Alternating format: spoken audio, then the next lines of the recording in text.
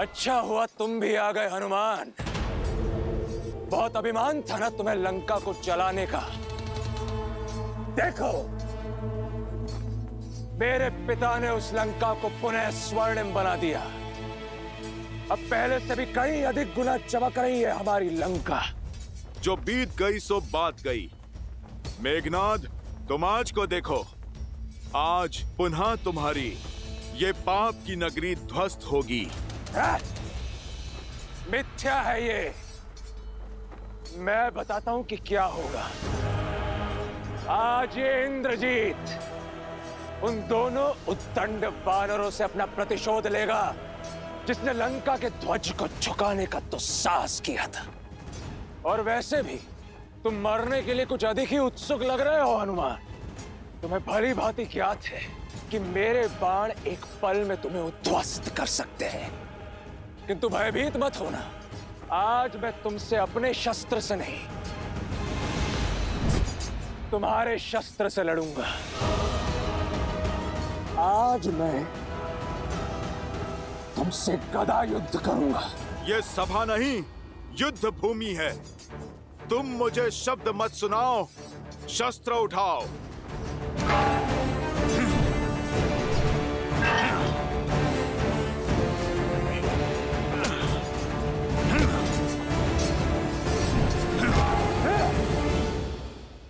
युद्ध बल से नहीं, रणनीति से जीते जाते हैं वानर।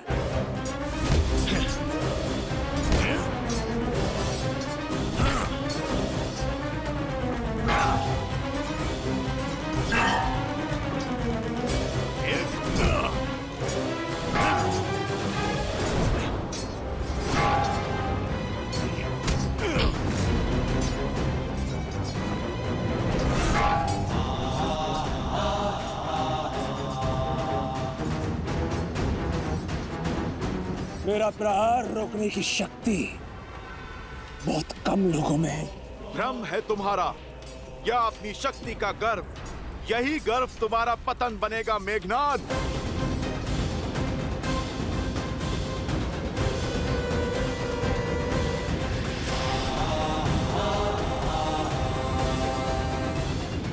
भ्रम तो तुम्हारा टूट रहा है वानर। पिछली बार तुम भाग्यशाली रहे, किंतु स्मरण रहे, भाग्य अधिक समय के लिए साथ नहीं देता।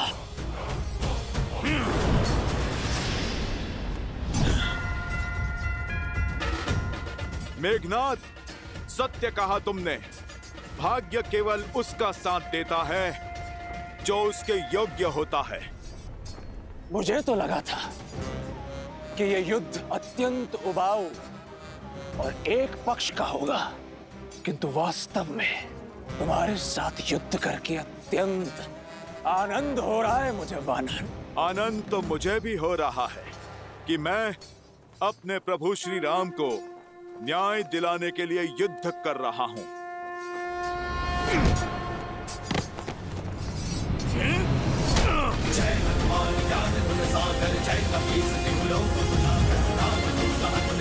ये मेरी माता सीता के लिए।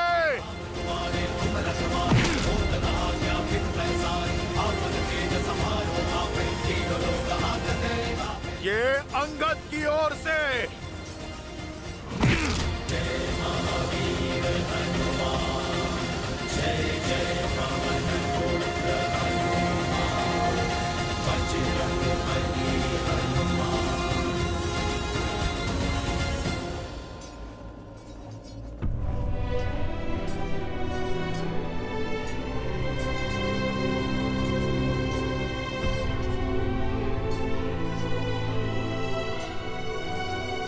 युवराज,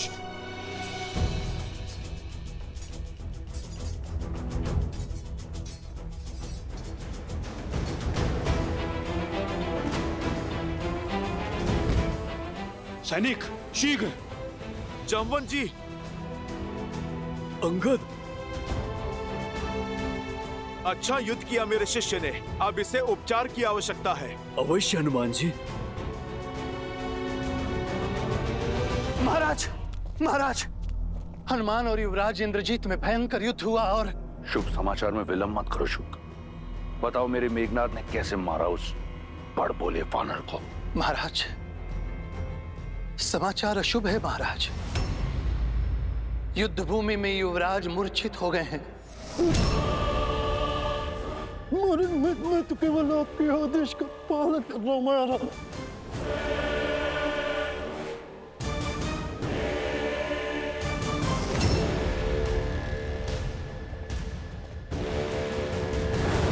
युवराज, सैनिक शीघ्र और शीघ्र।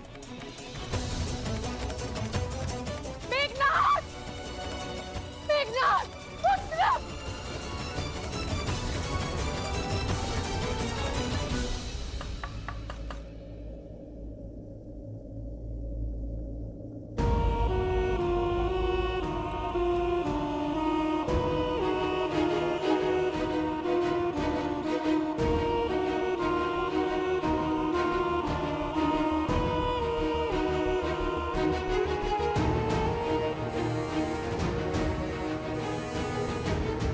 लंकेश,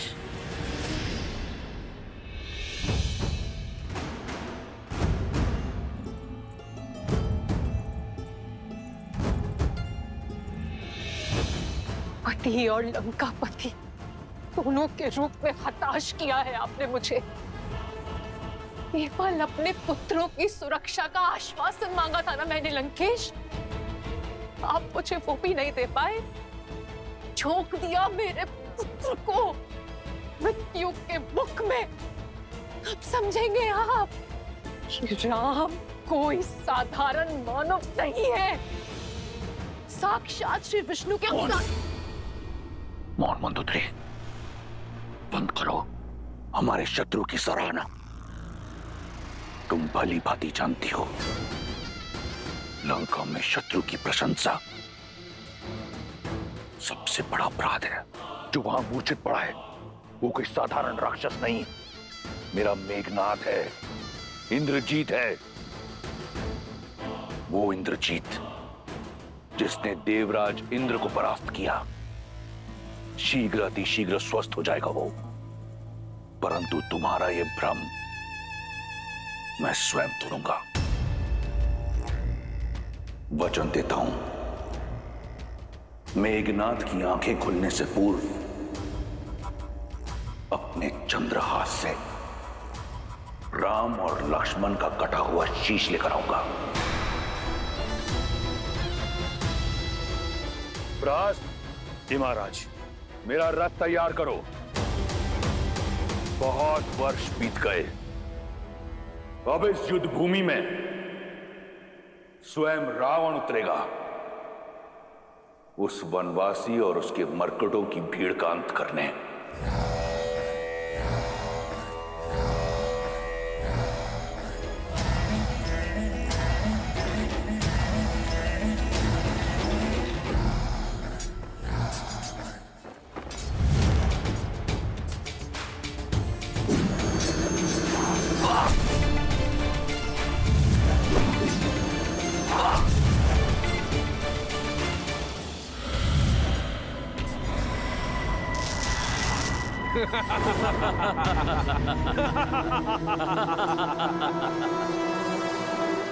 चाहे जितना प्रयास कर लो, हम चारों को नहीं मार पाओगे तुम।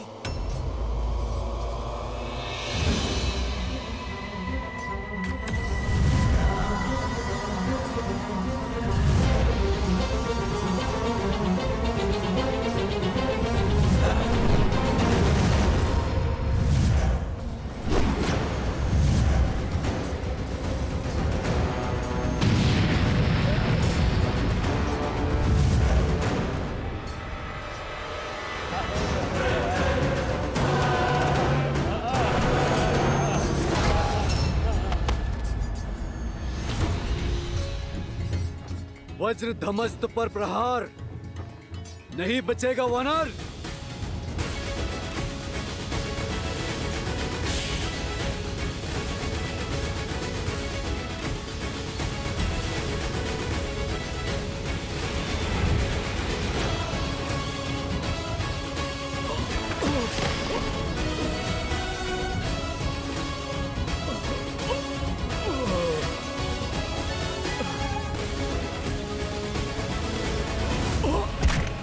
वानर वानर क्या करते हो?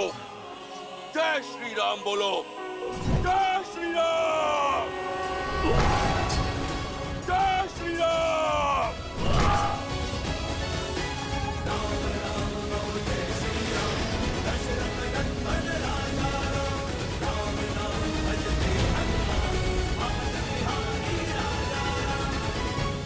जय श्री राम।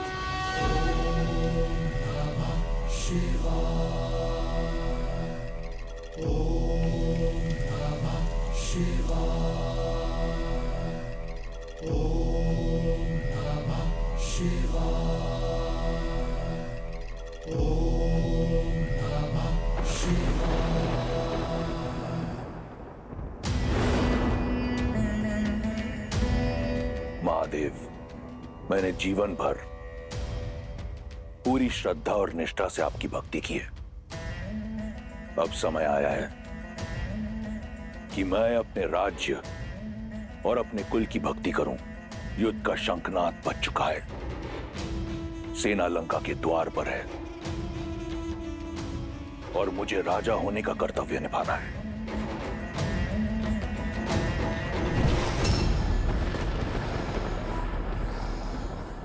इस दशानन को रावण नाम और ये चंद्रहास आप ही से मिला है। इस चंद्रहास से मैंने अपने अनेकों शत्रुओं का संहार किया है। आशीर्वाद दीजिए कि मैं अपना वचन निभा सकूं। मेघनाद को राम और लक्ष्मण का शीश उपहार में दे सकूं। जब तक आपका आशीर्वाद मेरे साथ है, मुझे किसी शत्रु की चिंता नहीं। आशीर्वाद दीजिए कि रावण के रण का आरंभ राम के प्राणों का अंत करेगा।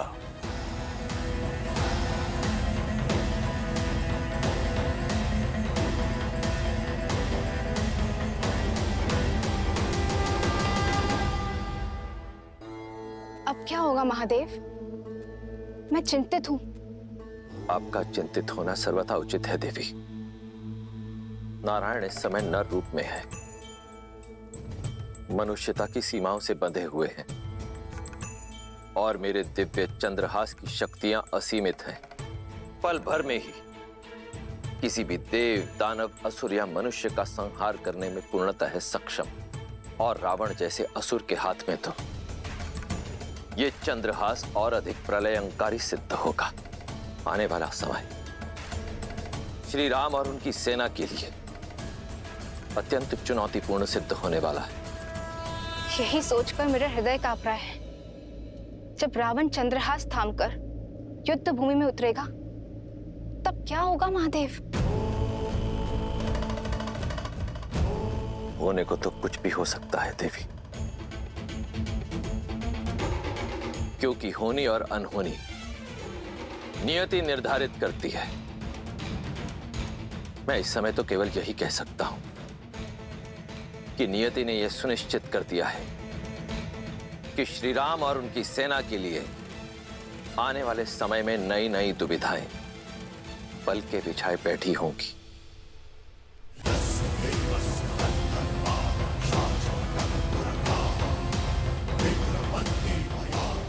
जो हमारा सामना नहीं कर पा रहा, वो लंकेश के विरुद्ध क्या टिकेगा? अभी भी समय है राम, लौट जाओ, अन्यथा तुम्हारा अंत इतना भयानक होगा, स्वयं काल भी देखकर भयभीत हो जाएगा।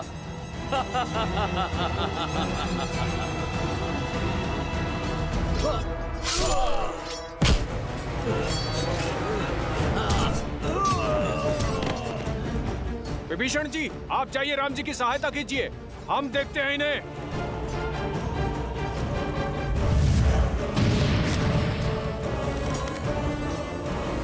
प्रभु, इन चारों का अंत ऐसे नहीं होगा। इन चारों को मारने का केवल एक ही उपाय, आपको एक ही बाण से इन चारों को भेदना होगा।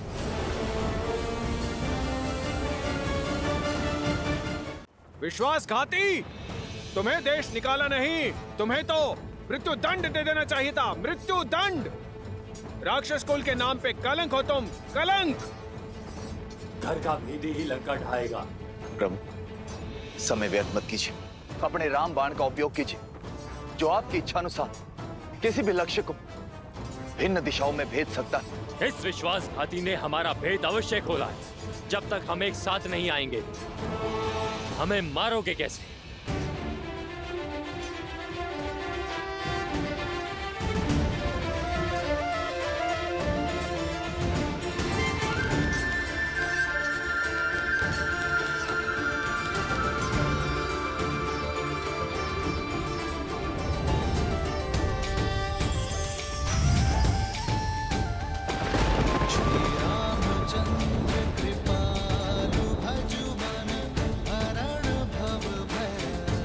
पाप के 4 क्या, यदि 400 पाए भी हों तो भी धर्म का बाण उन्हें चीर डालता है। हर हर महादेव।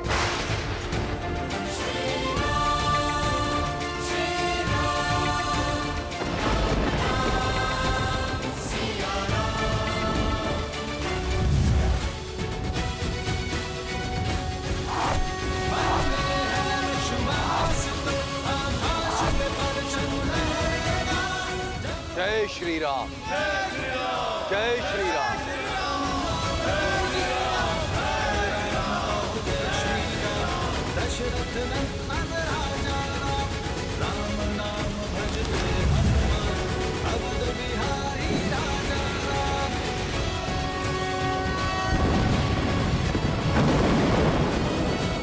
वानर वीरों,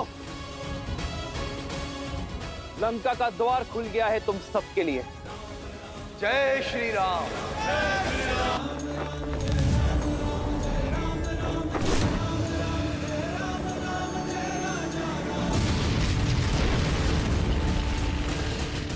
वानर वीरों,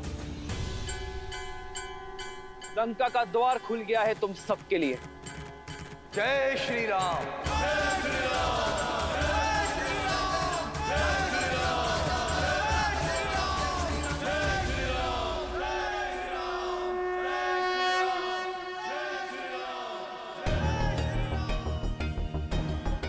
ये अकस्मात श्री राम की जय जयकार धीमी क्यों पड़ गई?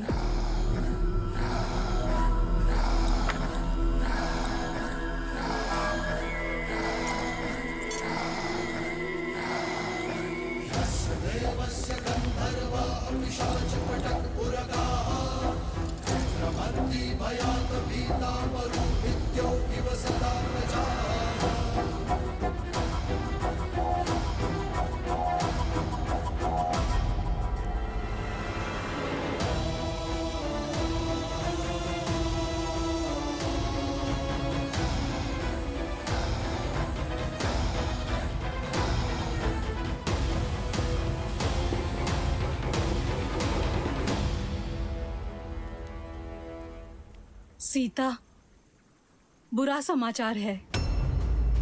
न जाने ऐसा क्या हुआ कि लंकेश ने स्वयं रणभूमि में उतरकर इस खेल को समाप्त करने का निर्णय लिया है।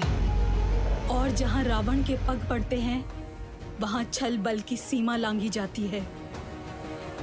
वहां युद्ध नीति का हर नियम टूट जाता है। मेघ कितने भी घने काले हों, सूर्य उन्हें चीर कर निकल ही आता है। मेरे श्री राम के धर्म और कर्म के आगे रावण के अधर्म और अन्याय को घुटने टेकने ही होंगे त्रिजटा, जिनके आने मात्र से लंका थर-थर कांपने लगी है। लंका पर उन श्री राम की विजय पताका लहराना निश्चित है। रावण का अंत निश्चित है त्रिजटा।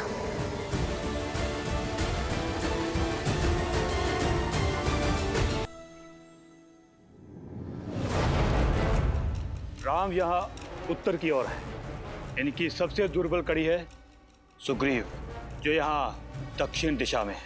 सर्वप्रथम कुंभ और निकुंभ उत्तर से प्रहार करेंगे और सुग्रीव को यहाँ घेरेंगे।